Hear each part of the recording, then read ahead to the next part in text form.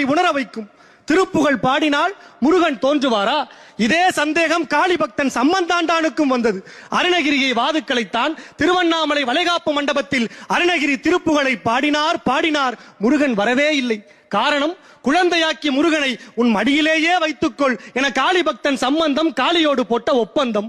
மதுரவாணி தானாட, மணலில் வேதன் ஆறாட, மருவு வானில் உளோராட, மதியாட, வனச மாமியாராட, நெடிய மாமனாராட, மயிலும் ஆட நீ ஆடி வரவேணும் என திருப்புகளில் கடவுளோடு மயிலையும் இணைத்த அருணகிரி பாட, மயில் தோகை விரித்தாட, பார்வதி பாலமுருகனுக்கு மயிலை காட்ட, மயிலேறி பாலமுருகன் 16வது தூணை புலந்து தன் கன்னி தமிழ் முகத்தை காட்டினான்.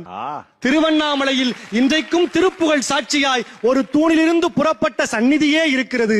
அன்னை காளியின் மீது சம்பந்தாண்டான் கொண்ட பக்தியை விஞ்சியது அன்னை தமிழ் மீதும் ஆறுமுகத்தின் மீதும் அருணகிரி கொண்ட பக்தி.